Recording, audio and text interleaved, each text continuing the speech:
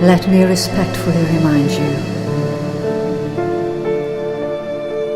life and death are of supreme importance.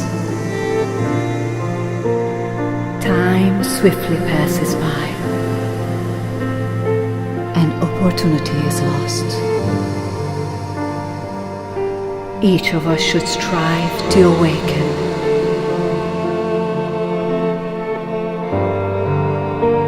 Awaken. Take heed. Do not squander your life.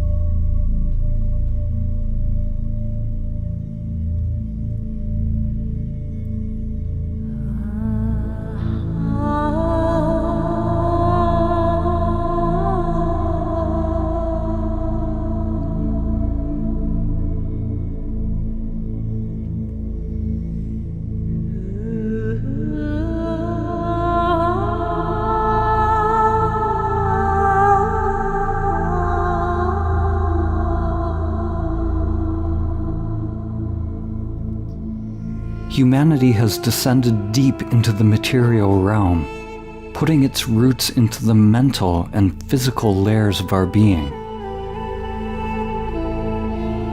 As Carl Jung said, to touch heaven, one's roots must reach into hell. Out of the furnace of Babylon comes transformation, transfiguration, and new human potential.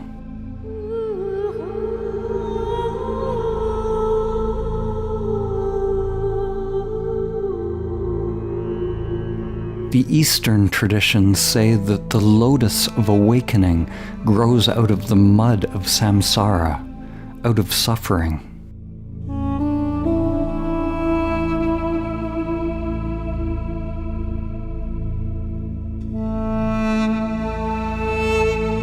Christianity describes the fall in the Garden of Eden. In esoteric terms, this is the creation of a sense of individual self, or personal will that is separate from God's will. Along with this separate self is the coming into being of an external world of thought, the world of form that seems separate from this limited self. The character, or the ego, is made of patterns of pursuing or wanting things in that external, thought-projected world. The external things that we crave are the fruits of the tree of knowledge of good and evil, or the tree of duality.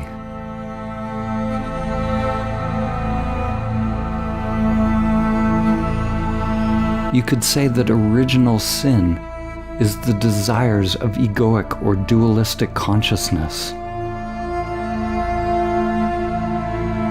This is Maya, the situation that humanity now finds itself in. Going after the external fruit means to miss the mark, to miss the now. Historically, there have been occasional rare awakenings, rare flowerings of human consciousness. The saints, the yogis, sages, and wisdom keepers.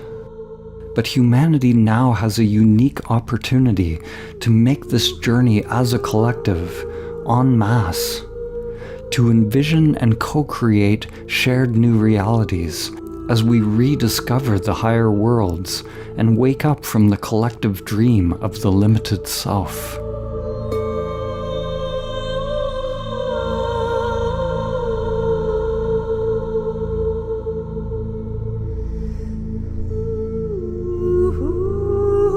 Most humans are currently living almost entirely identified with the gross physical and mental layers of their being, not even aware that the higher levels exist. Most people do not know or suspect that there are spiritual capacities latent within the self-structure, waiting to be activated. By realizing these capacities, we connect to subtler and subtler levels of existence, while at the same time making the self-structure permeable to our true nature, disidentifying from all levels of mind or Maya.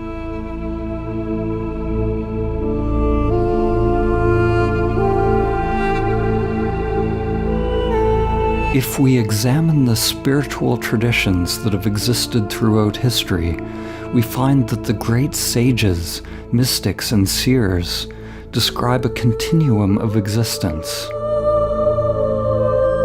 The ancient Vedic teachings described 5 koshas, or sheaths of the soul, extending from the gross physical and mental realm, which is the conditioned world in which most people live today, to the subtle realms, which include the energetic, astral, and higher mind realms, the archetypal templates of existence. And finally to the causal realm, where there's no thought or sensation, the realization of primordial awareness, the awakening of God consciousness within the soul, dispels the illusion of all of these realms, all layers of Maya.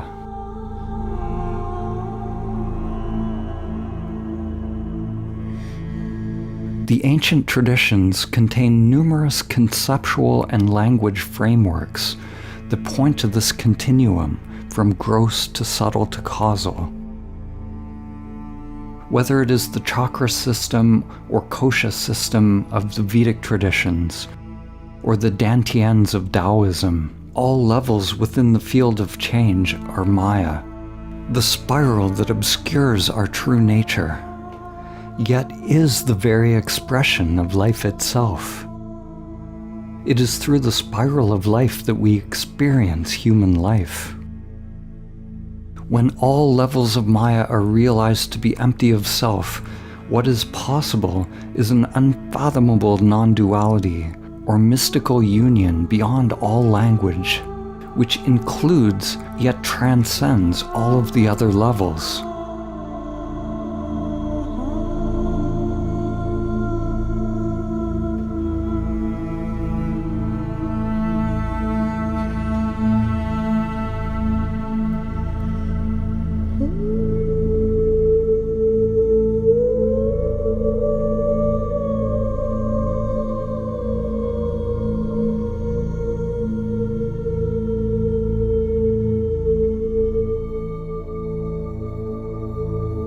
Henry David Thoreau famously said that most people lead lives of quiet desperation. They go to their graves with their song still inside of them.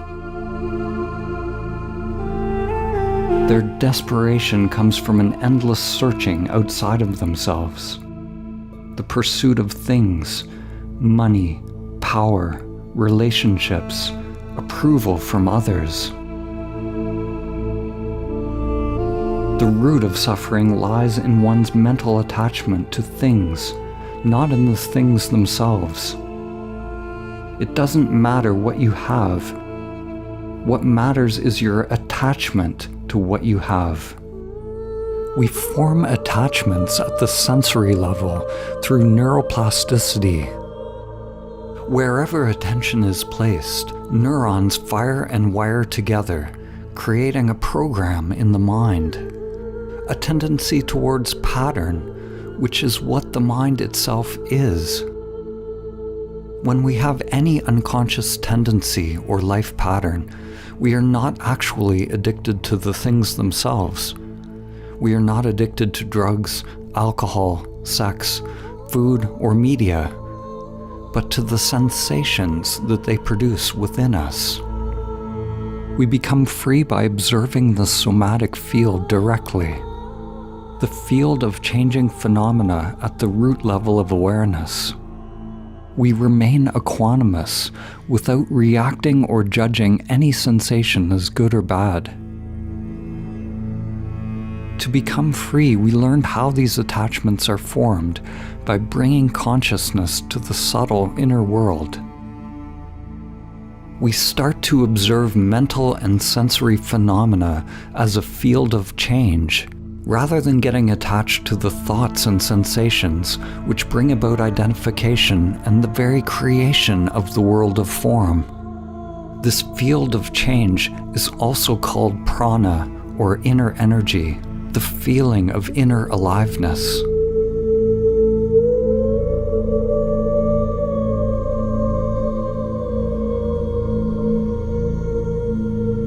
The shift to a new earth is a shift out of materialism.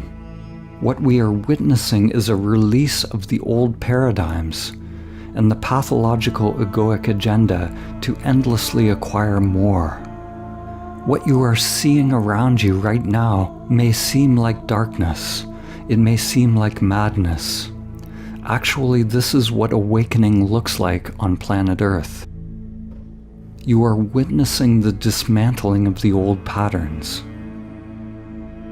Many people are disillusioned with the current political, social, economic, and religious systems.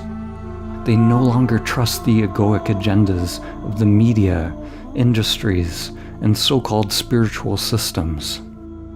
They don't trust the medical establishment or the government. People are disillusioned. This dispelling of illusion is a necessary part of seeing the truth, a coming face to face with the spiritual sickness that is inherent in this time we are living in, and for coming out of egoic consciousness. By egoic consciousness, I mean the patterns of craving and aversion that operate unconsciously.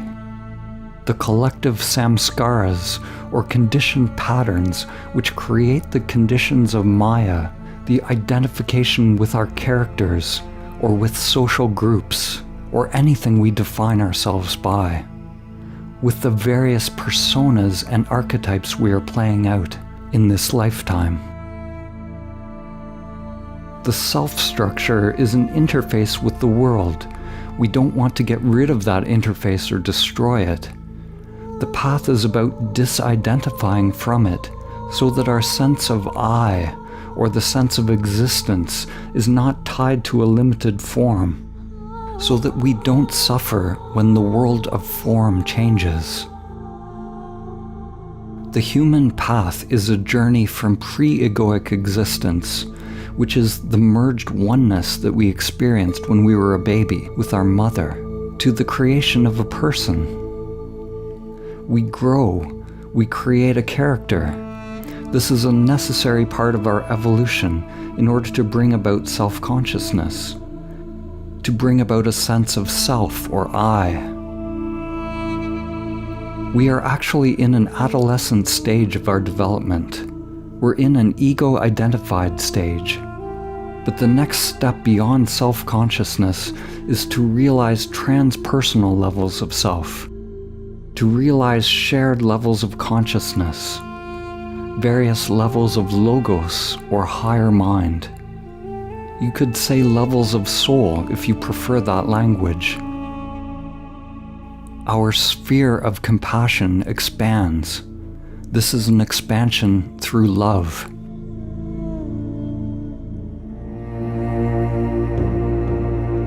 From the perspective of the old pattern, the egoic consciousness, this dismantling is something fearful. There's going to be confusion and pain if you're clinging to the old patterns. Those awakening will actually be perceived as a threat. Awakening will be seen as a crisis because it is the dismantling of what is known. Right now we are like caterpillars in the cocoon as it undergoes metamorphosis. There's a point in the transformation where the caterpillar is neither a caterpillar nor a butterfly. At this point, to the one undergoing the metamorphosis, the old self, it may seem that all is lost, but it's merely part of the process.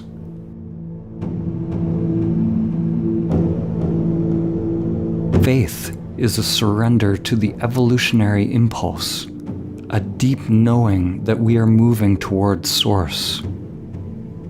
The collective delusion, what the ancient spiritual teachers called Maya, is tied to our collective attachment to old patterns. It's tied to human hubris, the belief that we know where we're going, what we're doing, and who we are.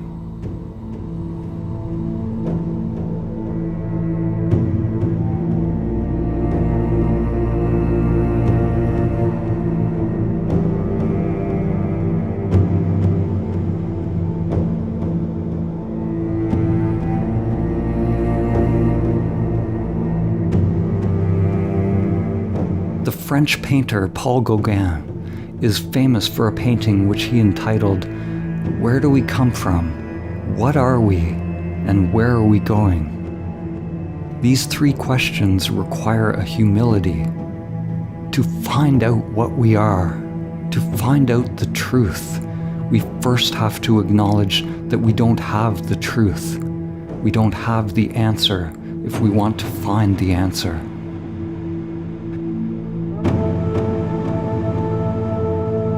There must be a genuine willingness to explore and to look at ourselves.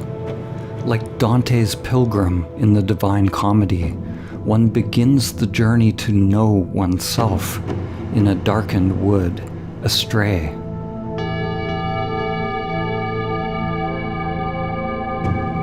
Recognizing that we are lost.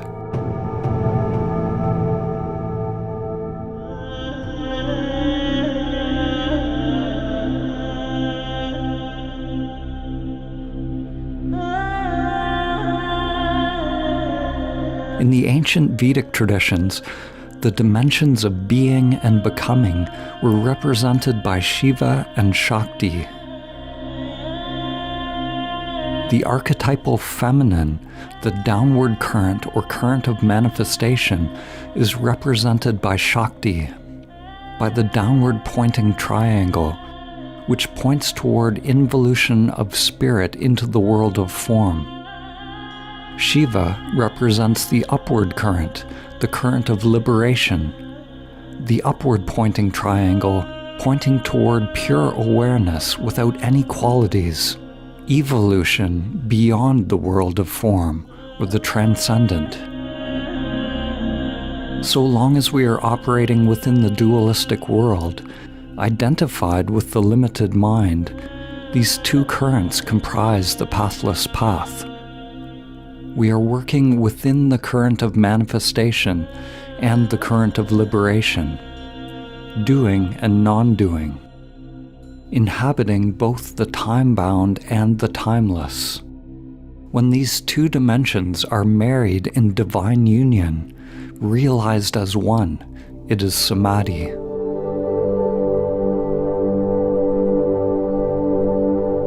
When in union, they represent the balance and coexistence of these two dimensions, like the Star of David or the Anahata symbol, which is the ancient symbol representing the spiritual heart, the unstruck sound, the transcendent source of the primordial Om that is dancing the universe into being.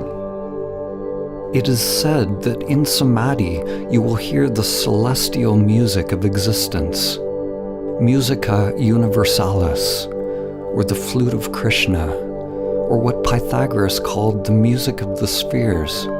Of course, these are all metaphors for something that awakens within the depths of your being, something beyond the limited mind and senses.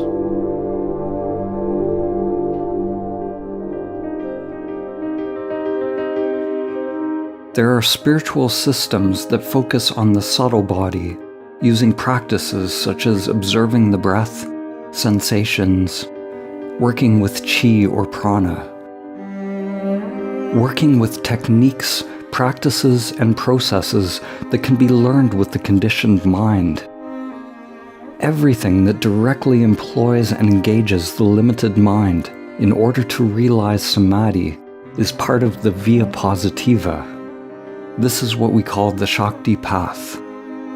And there are spiritual systems which are about transcending the manifested world, which we call the Shiva path, or the via negativa. We come to realize that which we are beyond name and form, by letting go of all that we are not.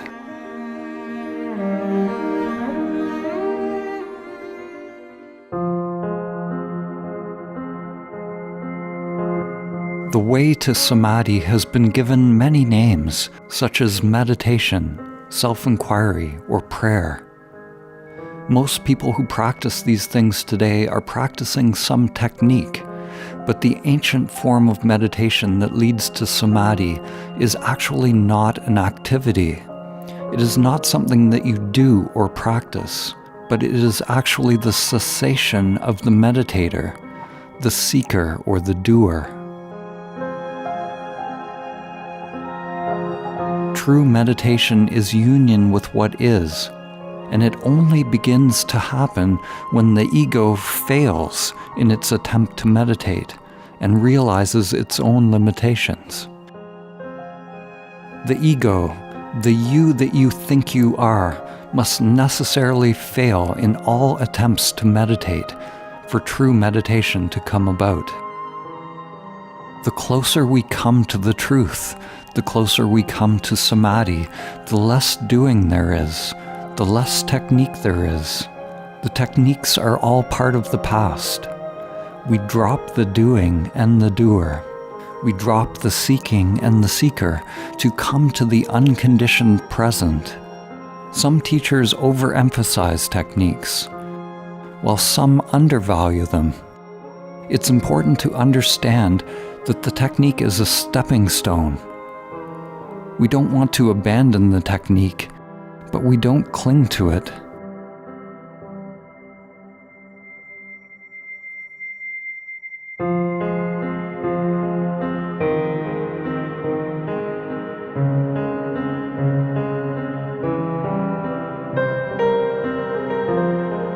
The time-tested way to realize samadhi is through long periods of spiritual practice. Whether you call that practice meditation, self-inquiry, or prayer, there is a truth that one has to awaken to. The yogi and sage Patanjali, who compiled the Yoga Sutras 2,500 years ago, taught that the entire endeavor of yoga is aimed at the cessation of the whirlpool of the mind. You could say it is the cessation of karma, the cessation of deep unconscious patterns that govern one's life.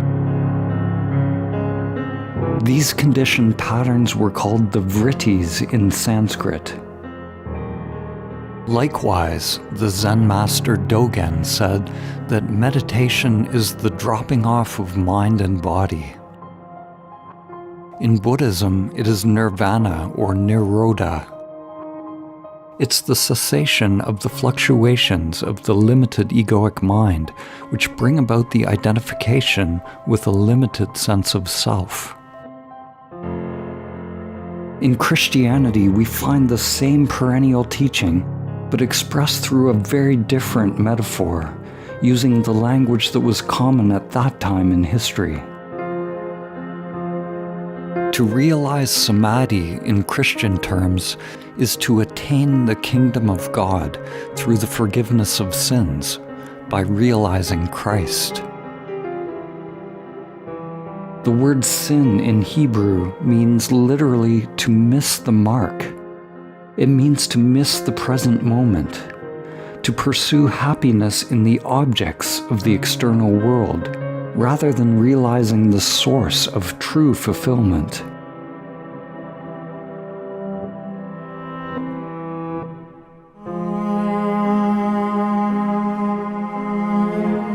To come into the now, to the present moment, is to learn to surrender the preferences of the conditioned mind, to burn up opposing states by remaining non-reactive to anything that is appearing within the field of change. To meditate is to burn up the conditioned self, or you could say to free energy from the conditioned self. This truth is found in the Gospel of Thomas, which says, "If you bring forth what is within you, what you bring forth will save you. If you do not bring forth what is within you, what you do not bring forth will destroy you."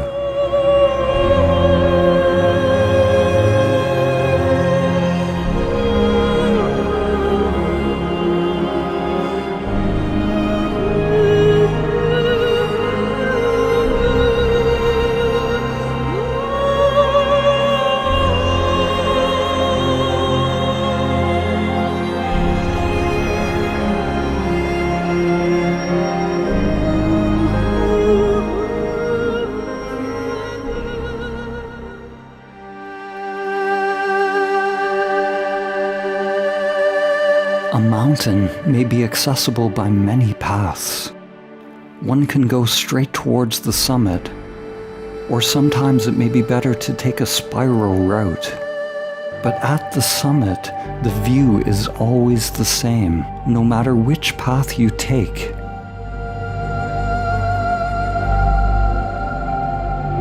Humans have created thousands of meditation techniques throughout the millennia, not to mention countless yoga postures, asanas, specialized breathing or pranayama, and every conceivable variety of ritual or practice.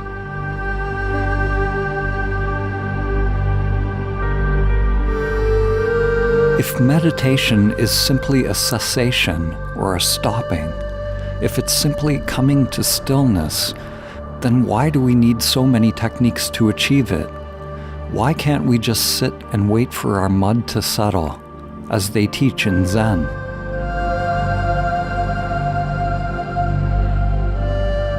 The truth is, we can just stop. We can surrender the activities of our character. However, as Einstein said, although reality is merely an illusion, it is a persistent one.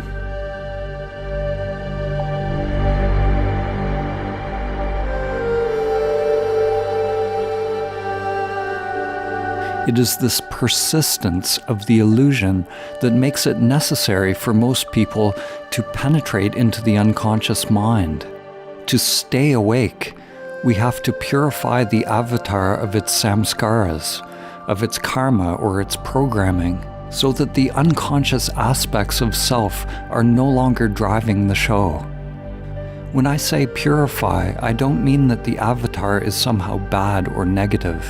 I simply mean that it is possible to disidentify a sense of self from it, and the disidentification process is what we call purification or cleaning. I'm cleaning myself of myself. Our sadhana is to unite all aspects of ourself so that we are not divided. We penetrate into the unconscious by creating conditions of no escape for the ego.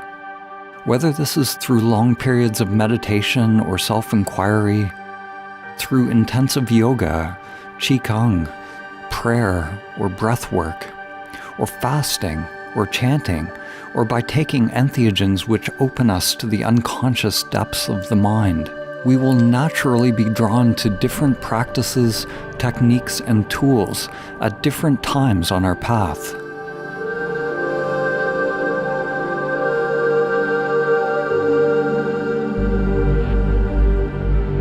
Whatever the practice or technique is, the purification will happen as long as we are cultivating presence and equanimity, being here in the now, as well as surrendered to what is. Then we continue to unbind the karmic knots that create identification with our avatar.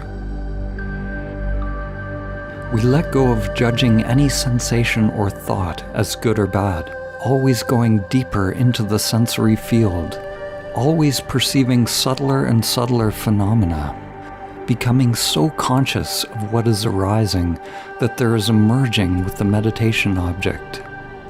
We become the breath. We become the yoga posture.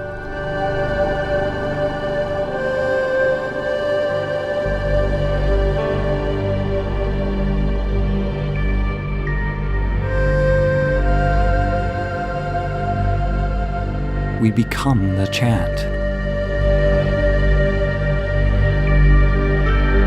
We become the avatar. In each case, merging with the pranic field in what is called Savikalpa Samadhi or Samprajnata Samadhi, which is samadhi with a seed of pattern, a seed of form, a seed of conditioned mind activity, of karmic activity. So long as there is a seed of attachment, of unconscious mind activity, of separation between the inner and outer worlds, then the final goal will not be reached. Savikalpa Samadhi is a preliminary samadhi, also called jhana or dhyana. It is a burning up of karma within the self-structure, an energetic preparation of the vessel for the awakening of one's true nature, which is realized through non-doing, through a cessation of mind activity.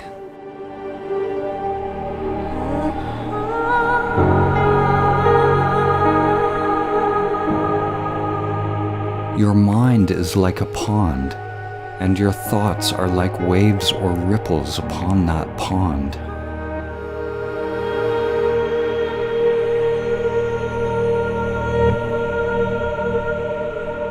To make a pond become still, what can you do?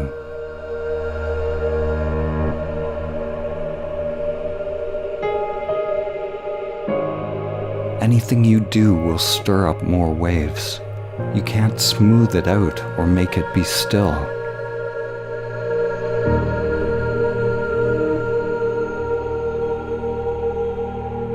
The pond only comes to stillness when you have let go of all effort, all striving, all movement. Realizing the natural state is not something that you do. It is a recognition of what you are beyond the movement of the mind and senses. Who is moving the mind? Recognize who is choosing. It is only the mind itself that chooses. It is only the mind itself that moves.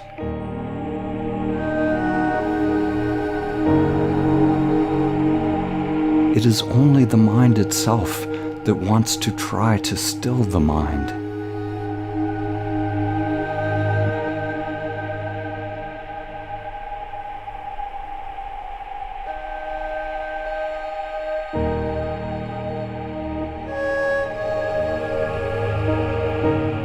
Upon hearing these words, the limited mind will likely be disoriented, wondering, what do I do?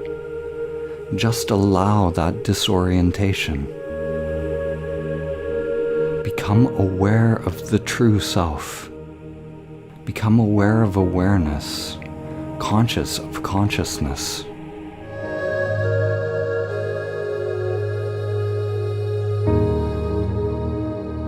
Stay with it until it alone becomes your reality. At the beginning, when you try to observe awareness, you will see only the false self, only the movements of the mind. When I say be aware of the true self, it is not a turning, it is not a movement. It is not like pointing a camera at a new object, but rather it is a giving up or a cessation of the interest or attachment to the movements of the mind.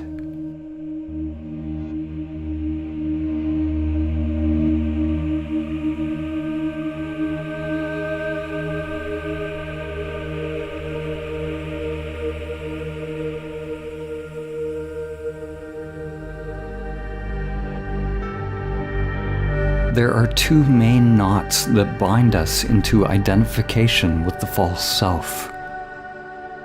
The body wants comfort, and the mind wants to know. The body is attached to sensations of pleasure and avoidance of pain.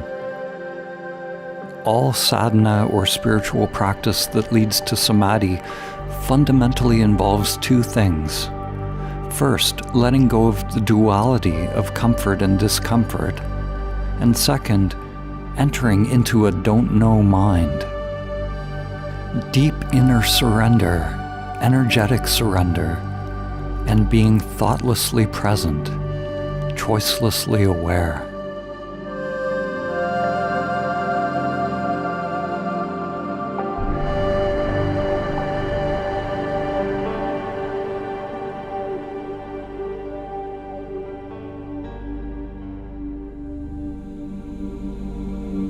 Socrates was considered the wisest person of his time.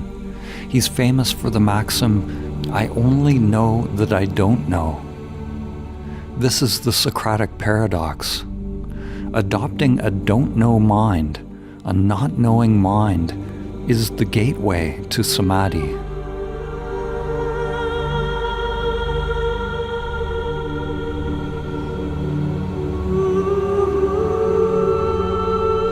Wait, be still without hope, without thought, because hope would be based on some idea and would be keeping energy flowing into the conditioned mind.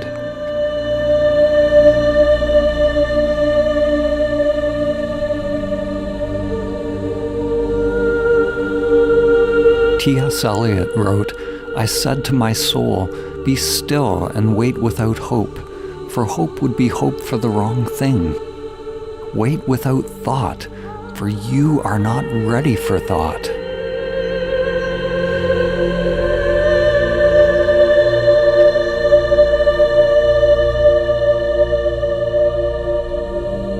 The moment you have a hope, a motive, or a thought is the moment that you are again caught in the conditioned mind.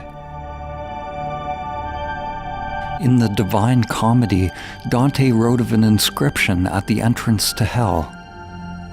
"Abandon all hope, ye who enter here."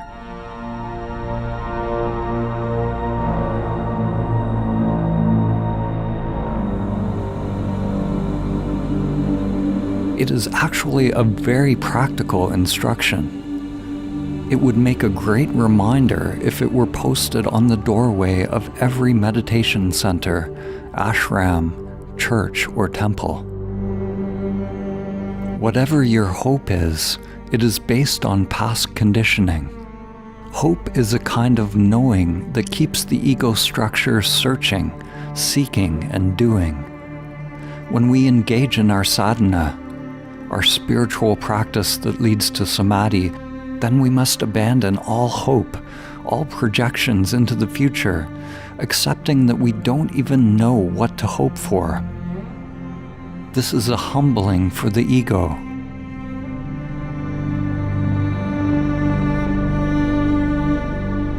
When we abandon hope, we also abandon fear. Hope and fear are the mind's projection into the future, the inner wiring that binds us to identification. Hope is craving. Fear is aversion. If we remain in the now, experiencing this moment as it is, then where is hope or fear? Our spiritual work is to excavate and unbind the knots that tie us to identification with our character. We move beyond comfort and discomfort, entering into the cloud of unknowing.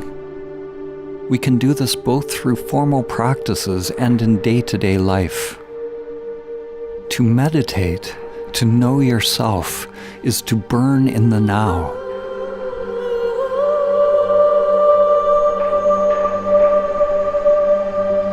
To burn up your patterns, your preferences.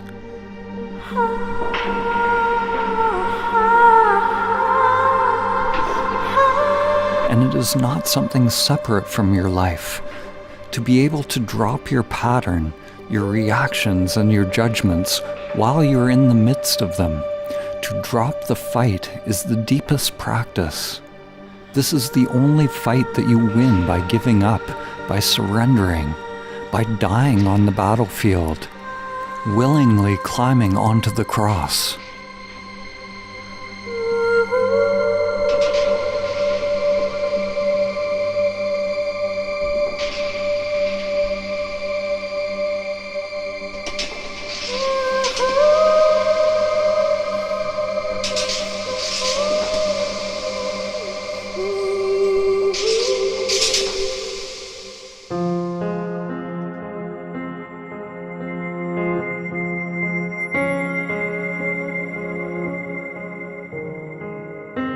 Some people are ready for the highest teachings on meditation and self-inquiry, the simple and clear truth. They will hear the Dharma and will understand immediately. These people are like wood that has been well seasoned, and they are ready to burn themselves up. They just need the spark. Other people seem to require more preparation. They're like wet wood, and they need some time to dry out before they ignite. They need techniques, practices to loosen the bonds of the self-structure, to become free of samskaras. Or at least they believe that this is the case, and the belief makes it so. Practices and techniques are like stepping stones, like using a thorn to remove a thorn, or a pattern to remove a pattern. Spiritual practices such as reciting words, practicing a discipline, or anything learned is simply imitation. It's something repetitive and conditioned. Because all techniques are conditioned patterns within the mind, the practice itself will never lead beyond the mind, to Samadhi. You will remain in the pattern, in a robotic, repetitive state. One must hold on to the technique loosely, allowing inner energy to flow freely. When you become absorbed in inner energy, then the conditioned doing is dropped.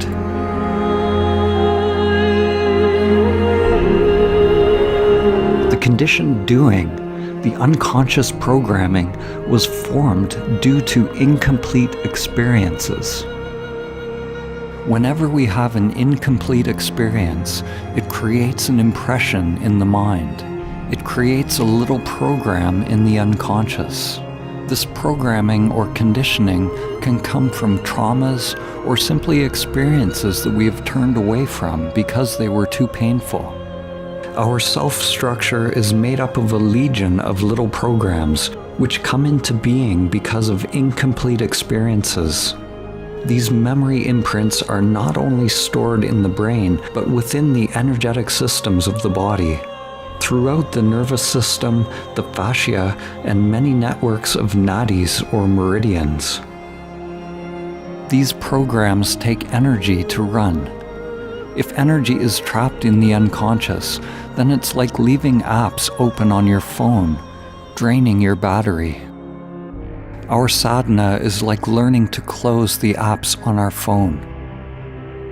To become free, we bring consciousness to the subtle sensations, to the field of changing phenomena or energy within us, without reacting to any thought or feeling that arises.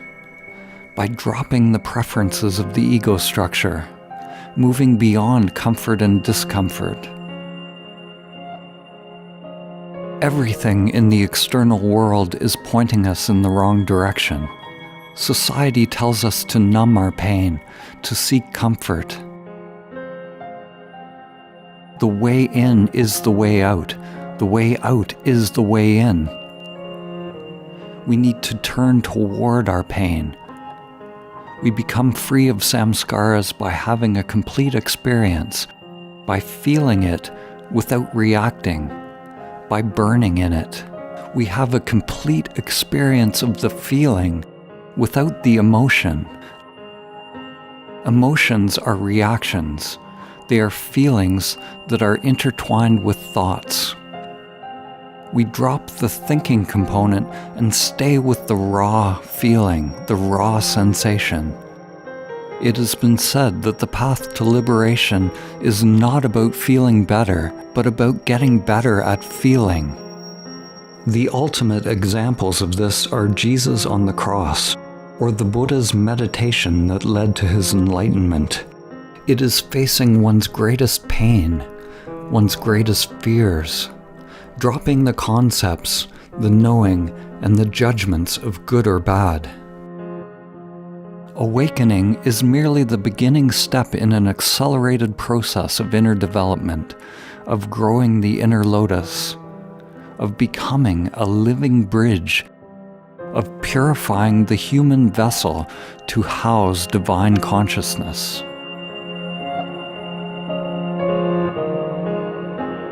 Energy is like the Rosetta Stone for spiritual practices.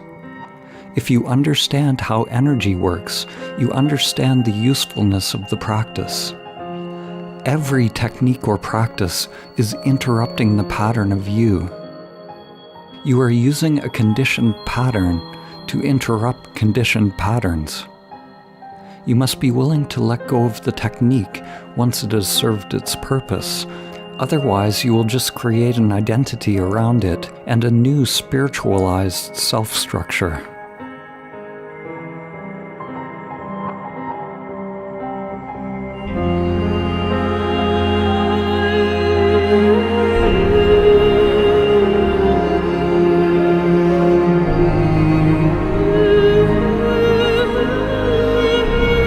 To reach the deeper stages of meditation, we must let go of everything we think we know about meditation.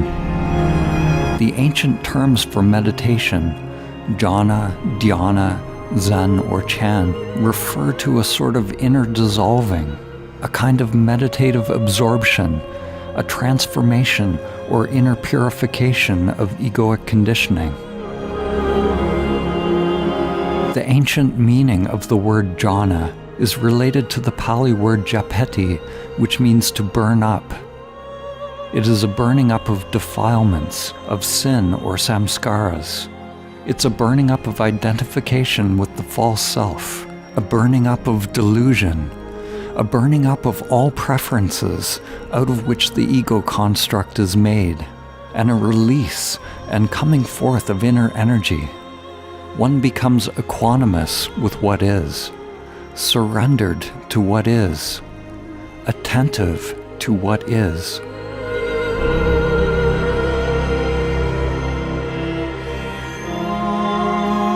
Awakening to our true nature can happen gradually through these stages of jhana, as the identification with various processes of conditioned mind is dropped.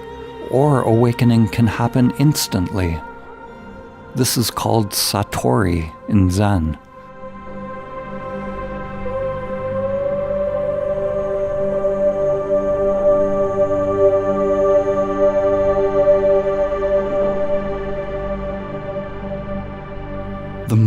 pure teaching is transmitted in silence. But with the world such as it is today, very few will understand or be drawn into the source of that silence.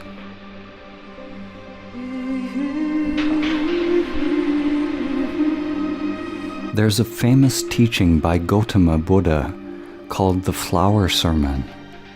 The sermon is the origin of Buddhist meditation. You could say it's the origin of Zen. Zen is about direct transmission of the truth.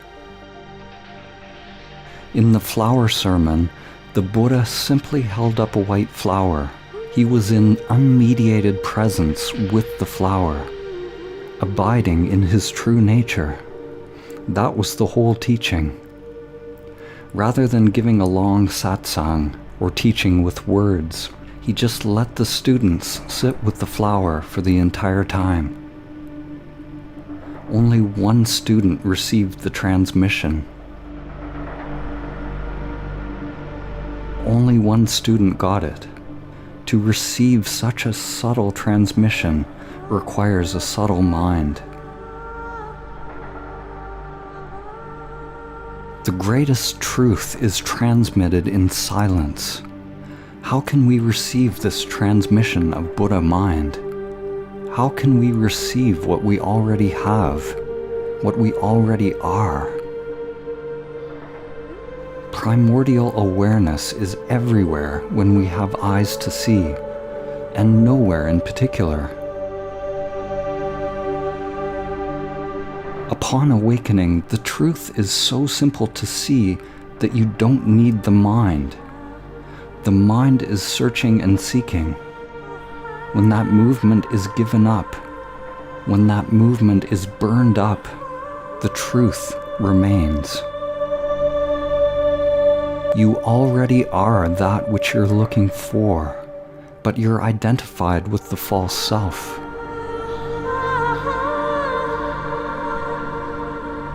Notice the flower, and notice who or what is observing the flower.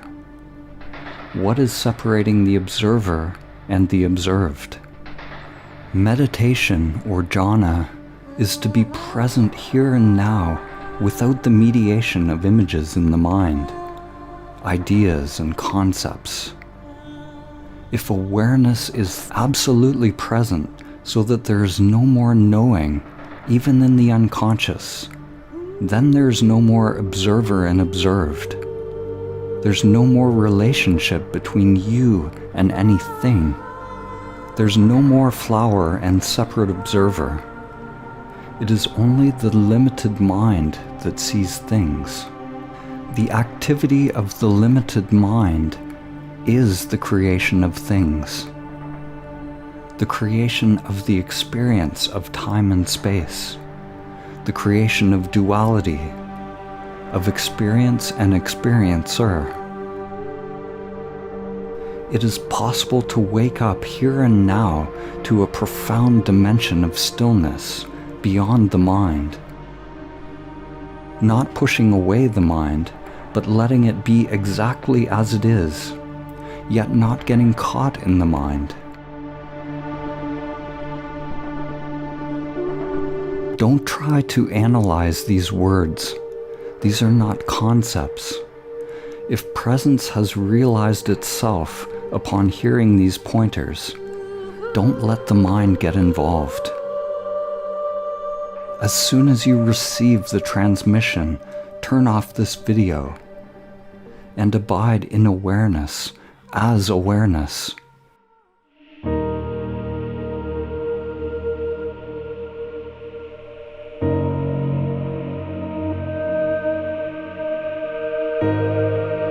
Silence is the greatest teaching, the purest teaching.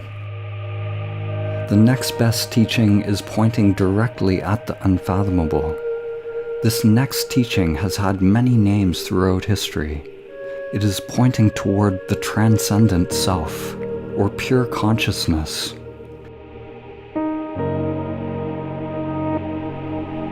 In Buddhism, it is called Prajna Paramita, which means the ultimate knowledge or perfect wisdom.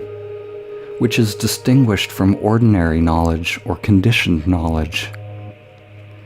It is what is realized through the eighth limb of yoga described by Patanjali.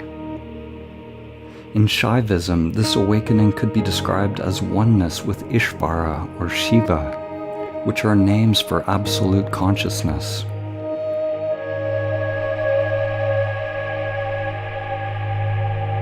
In Western mystical traditions, the terms henosis or apophaticism have been used to refer to union with the One.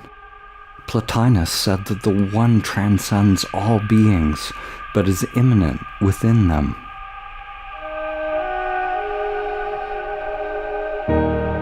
In Tibetan Dzogchen, it is described as the natural, primordial state of being. They use the word Rigpa to refer to the ground of existence.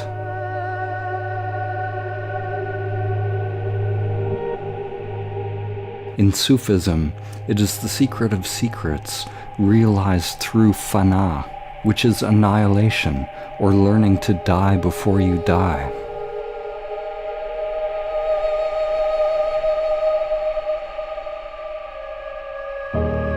In Mahamudra, it is the great seal, or the great imprint, the realization of the natural state, primordial awareness, emptiness, absolute, clear and transparent, without root.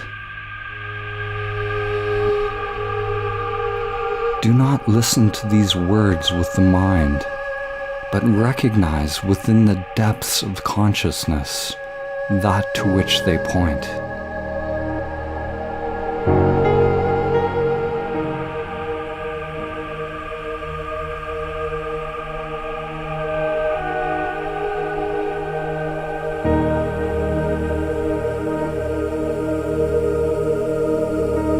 The truth of who or what you are, the truth that transcends the limited mind, cannot be seen by means of the limited mind.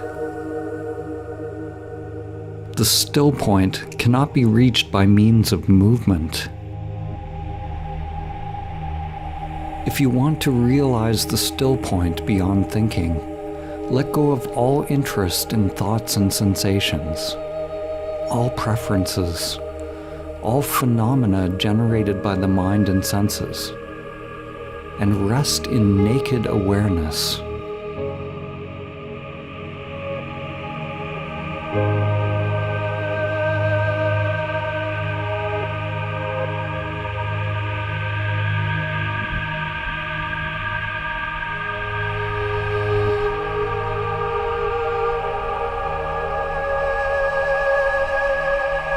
Thoughts and sensations are a field of constantly changing phenomena. What is unchanging is the awareness of that field of change. We are usually so caught up in the field of change, fixated on its objects, that we ignore awareness. To realize Samadhi, we stop chasing anything in the field of change, any thought, and we rest as awareness. Stop reacting to thoughts and sensations. All suffering is due to our believing our thoughts. Notice the mind's habit of judging or labeling any thought or sensation as good or bad. We allow every thought and sensation to be as it is. We don't push away anything, and yet we don't get ensnared in thoughts or hooked by their content. In this way, we approach the Absolute by the negative path, the via negativa. Whatever is arising, we realize not this, not that, not this, not that. Through the via negativa, one realizes everything that is arising is not you. You realize that you are nothing, the wisdom of no self. Through the via positiva, one realizes everything that is arising is you. This is love, an energetic connection or merging. Both truths exist simultaneously.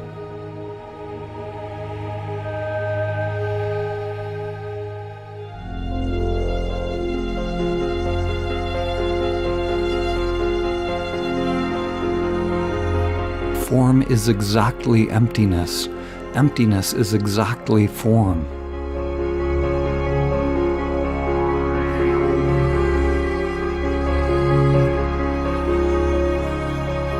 There's a saying in Zen, at the beginning of the path, mountains are mountains and rivers are rivers. After some realization, mountains are no longer mountains and rivers are no longer rivers. But when the final truth is revealed, mountains and rivers are. What has changed on this journey? The mountain and the river remain as they always have been. What has dropped away is your idea of the mountain and the river. What has dropped away is the whirlpool of the mind that mediates, that creates the illusion of separation between you and the world.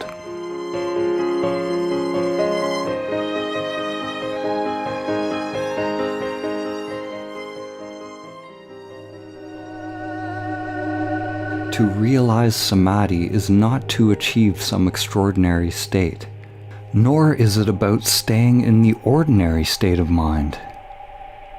Only the limited mind or egoic mind discriminates ordinary and extraordinary.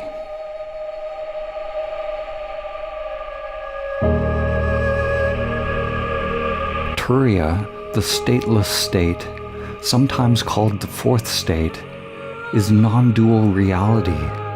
It is transcendent and immanent within. It is the ground of existence, the fountain of all truth. Your effort to achieve some state is a movement of the mind. To realize the ground of existence is not to transcend the physical and abide in the subtle realm or the causal realm.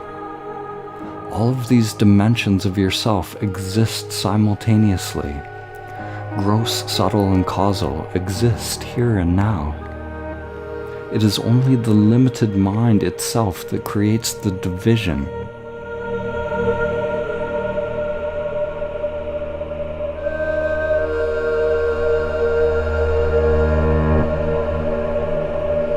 To realize Samadhi is not to try to achieve something. It is a giving up of all interest in thoughts while remaining fully alert, fully conscious, fully awake, without reacting, without doing, without moving the mind, without suppressing the mind.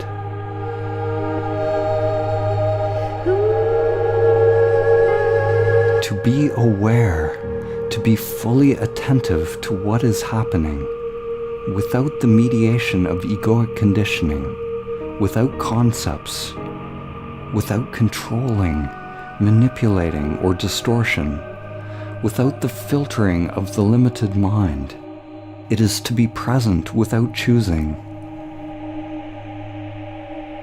Present without choosing, and therefore without a chooser. You could call this a mirror mind. A beginner's mind without memory or past. An open or transparent mind. You make every moment new.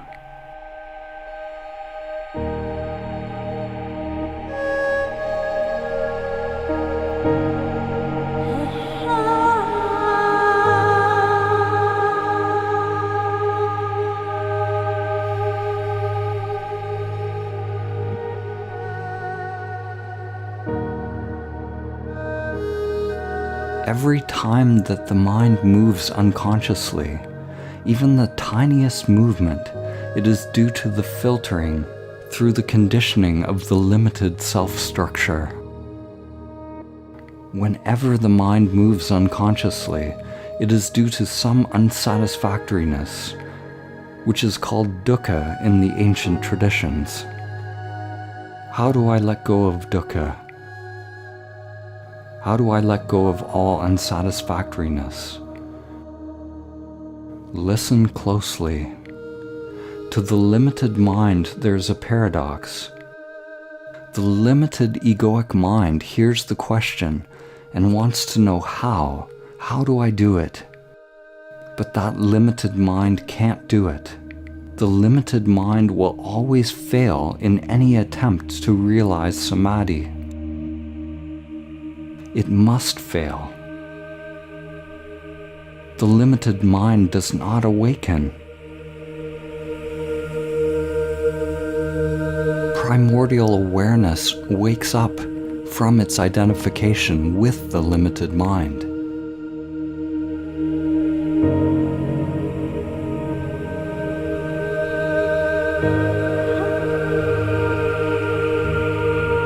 The limited mind will always fail in any attempt to realize stillness, because the mind is movement.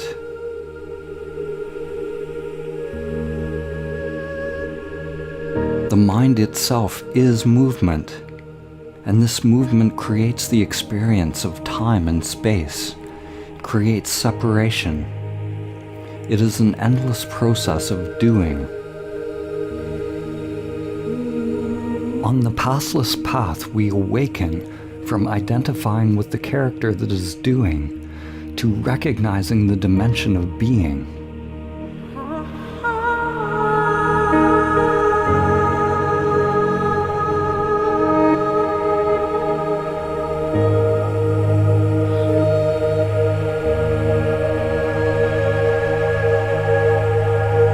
In samadhi, the separation between doing and being drops away.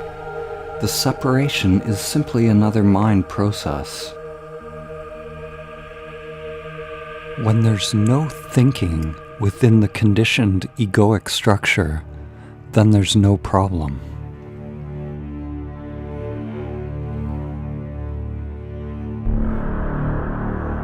The you that you think you are is a process, a constant movement of egoic thought, a collection of patterns and preferences.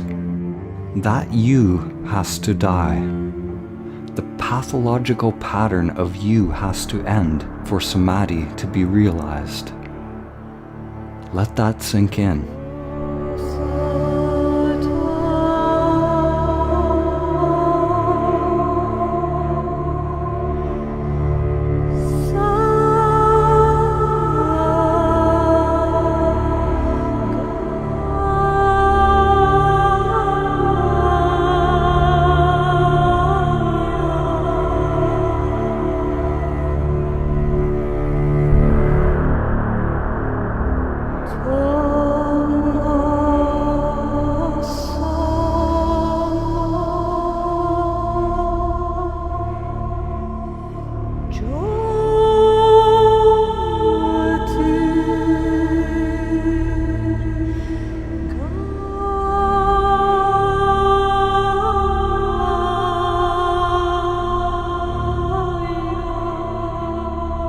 To awaken is to see the nature of human suffering, of the human condition. It is the recognition of who or what suffers.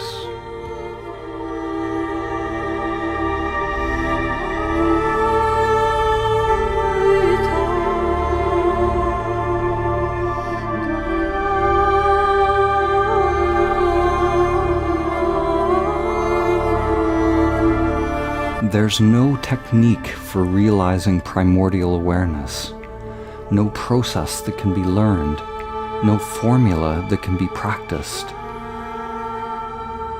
What I'm getting at can be received in an instant, in a flash.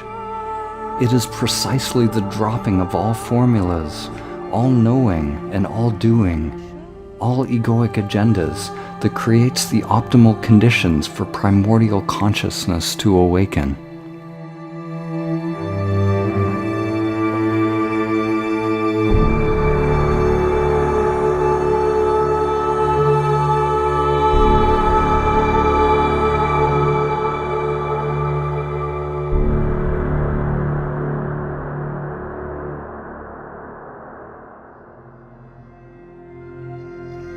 If I try to tell you how to be aware, then you'll be paying attention to my words or doing something that I told you, rather than being aware of what's actually happening in the now.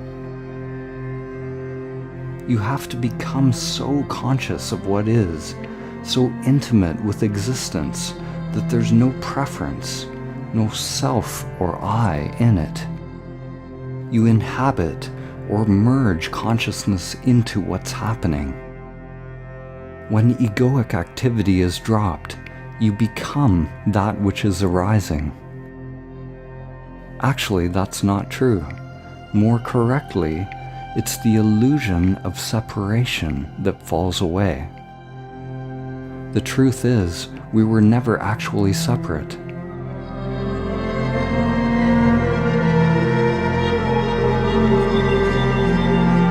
Spiritual teachers have given the instruction to reach Samadhi. Be still and know. Be still and know the true self, primordial awareness beyond name and form. Be still and know that you are God, the true self, Buddha nature. What exactly do they mean? What is it that becomes still?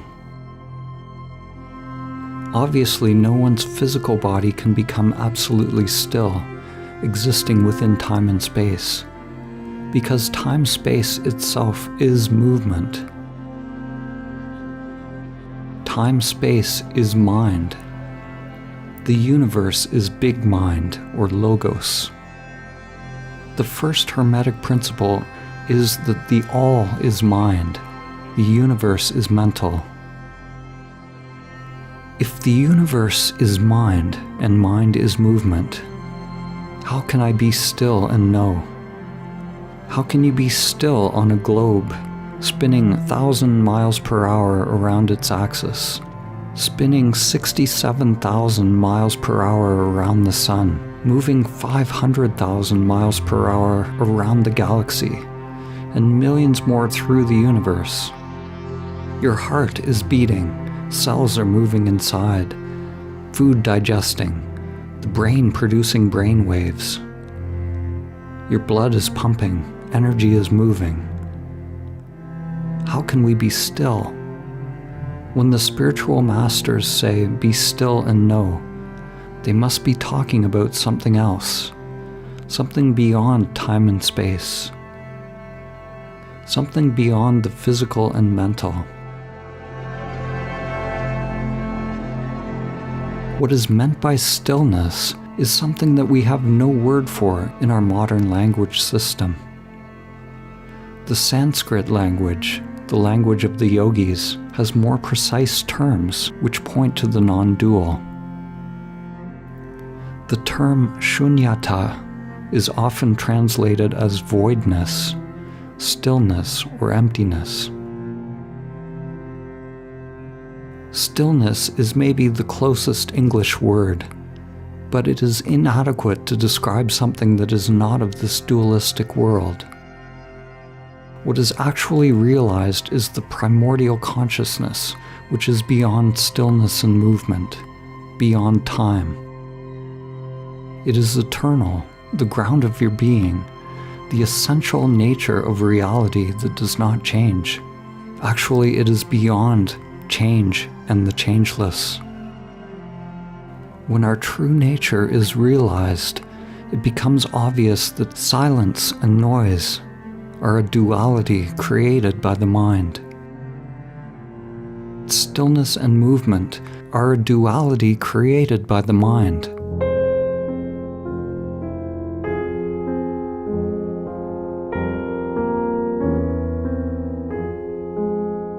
Everything is already inherent within that primordial stillness.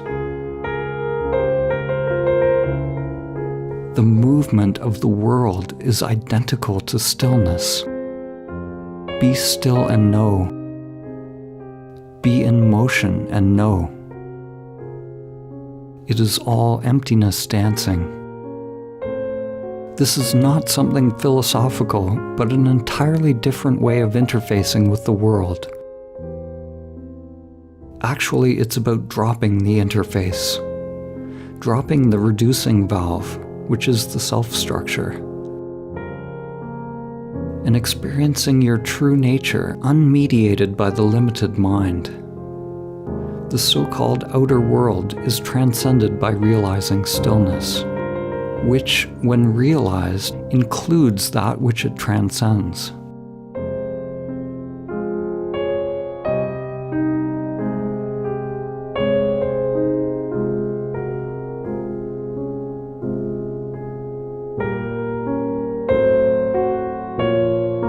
If you think you understand Samadhi after watching this film, then you've missed what's being said. It would be like mistaking the menu for the meal. To taste the truth takes a true willingness to see the patterns of the self-structure that you refer to as you. It requires a deep excavation, deep surgery on the mind and freeing of samskaras, a deep dismantling, a deep humbling of the self-structure. To realize Samadhi, one surrenders to the soul's longing for union. You must want to realize the one source more than anything in the matrix of the mind, more than anything in the external world. External pursuits will seem hollow and meaningless.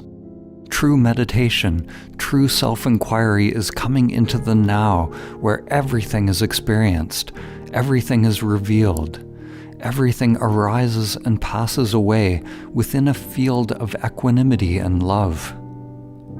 Until the eternal is realized, one must work patiently and persistently, wholeheartedly, with humility, burning up your patterns, your preferences, your conditioning. One can't make awakening happen using the conditioned mind. It happens seemingly by accident. But by practicing presence, it makes us accident-prone.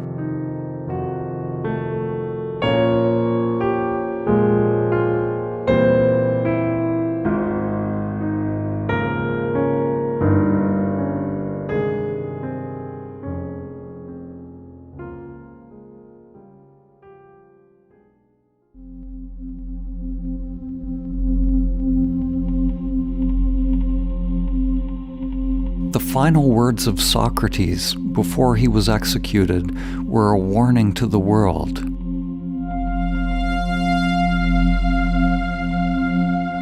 He said, "We owe a great debt to Asclepius. Pay it and don't forget." Asclepius was the god of healing, and you may be familiar with the Asclepius staff, which is a rod entwined with a serpent. It represents healing energy, inner energy that is alive, free from conditioning, free to move of its own intelligence, as opposed to the energy of the dualistic mind.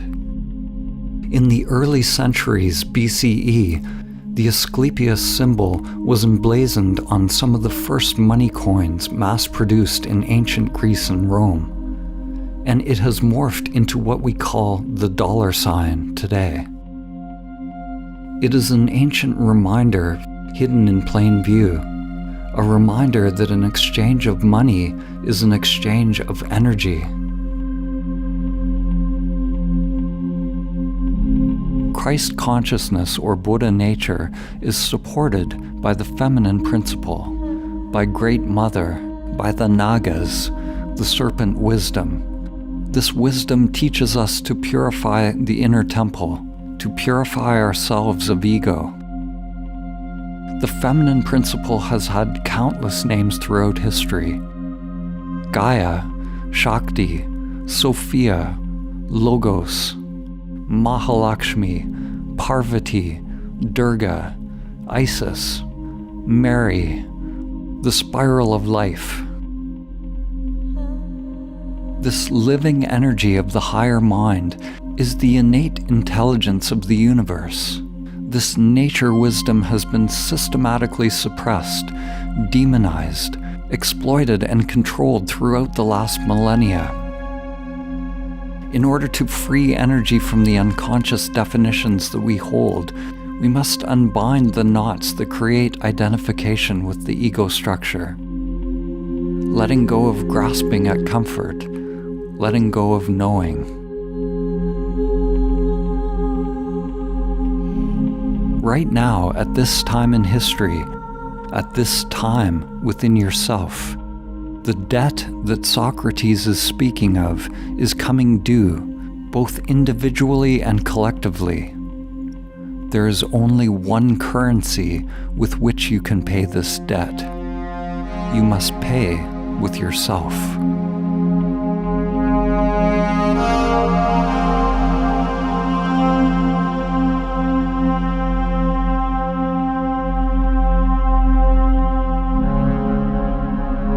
When we free our inner energy, our inner aliveness, from its prison in pathological thought structures, it becomes free to connect us with higher levels of mind. Energy is what connects us all. Another name for this energy is love. All true spiritual masters say that love is the true religion. Love is the religion of the future. It cannot be institutionalized, systematized, or conditioned. Love is inseparable from the realization of the one primordial consciousness. To love is to be one with.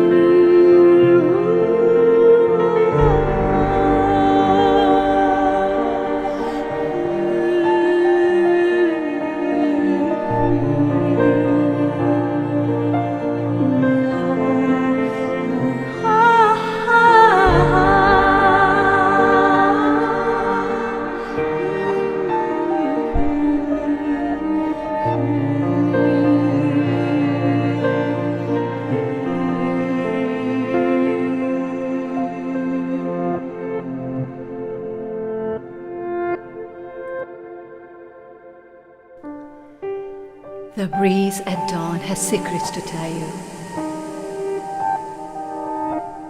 Don't go back to sleep. You must ask for what you really want. Don't go back to sleep. People are going back and forth across the door sill where the two worlds touch. The door is round and open. Don't go back to sleep.